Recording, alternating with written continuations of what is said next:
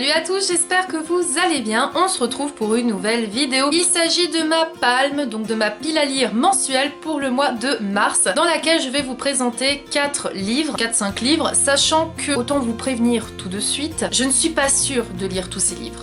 Les services presse, oui j'en suis sûre. Le livre pour le Sugar Books Club, donc mon club de lecture. Après les autres, je ne vous garantis rien pour la simple et bonne raison que si vous me suivez sur les réseaux sociaux, au mois de mars, je passe mes partiels et autant vous dire que je vais réviser à fond. Donc vous aurez quand même des vidéos, ne vous faites pas de soucis là-dessus, j'en ai programmé pour en avoir dans le mois. Je vous présente tout de suite les livres que je compte lire pour le mois de mars, malgré mes partiels. Le premier livre que je vais lire, ça c'est sûr et certain, il s'agit d'un service presse et ce n'est autre que Mark & Men, la saison 1, Rule, écrit par Jay Kronauer. Vous l'avez vu dans ma vidéo vlog, puisque je vous ai fait un mini unboxing improvisé. J'avais vraiment envie de lire ce livre. Quand je l'ai vu, je ne pouvais que vouloir le lire. Déjà, la couverture, je la trouve très belle. Et je vais tout de suite vous lire le résumé. Lorsqu'elle était adolescente, les parents de Shaw London, richissime, se sont peu occupés d'elle. Elle a alors trouvé refuge dans la famille Archer, où elle était particulièrement proche de Rémi, frère jumeau de Rule, aujourd'hui décédé dans un accident de voiture. Depuis, elle est liée à cette famille, plus qu'à la sienne. Mais Shaw est depuis toujours secrètement amoureuse de Rule, qui voit en elle une fille à papa, trop sérieuse, et surtout la petite amie de son défunt frère. Qui plus est, tout les oppose. Nature rebelle et fêtard, il est tatoueur et tatoué, a des piercings et des cheveux de toutes les couleurs. Avec son look classique, elle est sage et concentrée sur ses études de médecine. Mais parfois, il suffit d'une jupe courte et de quelques cocktails pour que le regard que l'on porte sur quelqu'un change. Ça me fait rire quand on lit les résumés parce que c'est toujours un peu le même speech. Le garçon qui est un peu rebelle, la fille qui est un peu coincée, sainte-nitouche, enfin bref, vraiment hâte de lire cette histoire et je remercie une fois de plus Mélusine des éditions Hugo Roman pour me permettre de découvrir cette histoire. Deuxième livre que je vais lire, il s'agit bien sûr du livre pour le Sugar Books Club, donc mon club de lecture. Je vous mets le lien de la page Facebook en barre d'infos si vous souhaitez nous rejoindre, il n'y a aucun souci. Donc ce sera Wild, écrit par Cheryl Strayed, publié aux éditions 10-18. C'est un livre qui me faisait vraiment envie de par le fait que ça parle de voyage, d'évasion. Lorsque sur un coup de tête, Cheryl Strayed enfile son sac à dos, elle n'a aucune idée de ce qui l'attend. Tout ce qu'elle sait, c'est que sa vie est un désastre. Entre une mère trop aimée, brutalement disparue,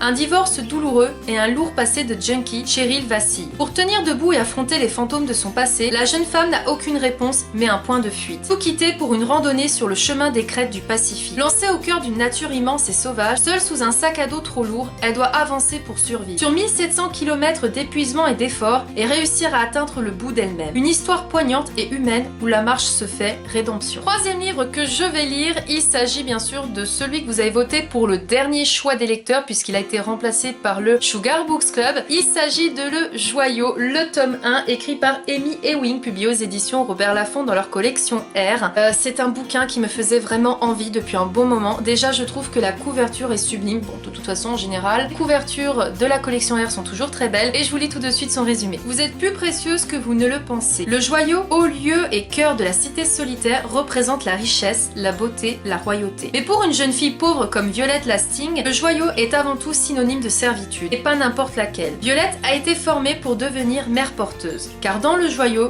le vrai luxe est la descendance. Achetée lors de la vente aux enchères par la duchesse du lac, Violette, le lot 197, son nom officiel, va rapidement découvrir la réalité brutale qui se cache derrière l'étincelante façade du Joyau. S'exercer à la cruauté, à la trahison et au coup bas est la distraction favorite de la noblesse. Violette doit accepter son sort et tâcher de rester en vie. C'est pourtant dans ce sinistre quotidien qu'elle tombe amoureuse d'un séduisant garçon loué pour servir de compagnon à la nièce aigrie de la duchesse. Cette relation interdite vaudra aux jeunes amants d'affronter les plus grands des dangers. Et pour finir mon marathon lecture de Narnia, je dois lire le tome 7 qui est La dernière bataille de C.S. Lewis, publié aux éditions Gallimard Jeunesse. Ce sera le dernier tome qui clouera la saga du monde de Narnia. Donc j'aurai lu ce gros intégral en 4 mois et je suis vraiment contente de me dire que je l'aurai terminé parce que je vous avoue, Narnia c'est un vrai plaisir à lire mais franchement au bout d'un moment c'est fatigant, c'est long et j'en voyais pas le bout. Donc là de me dire que j'arrive au dernier tome, je suis quand même contente et soulagée. Si vous me suivez sur le blog ou sur les réseaux sociaux, vous savez certainement que je fais actuellement 4 challenges pour 2016, dont un qui consiste à lire un genre différent chaque mois. Et le mois de mars, on doit lire un classique et donc je n'ai pas pu résister et j'ai vraiment envie de lire Alice au pays des merveilles de Lewis Carroll aux éditions Chêne, qui est une édition vraiment magnifique. Cette vidéo est maintenant terminée, j'espère qu'elle vous aura plu. N'hésitez pas à me dire si vous avez lu l'un des livres que je vous ai présenté et si vous vous en avez lu,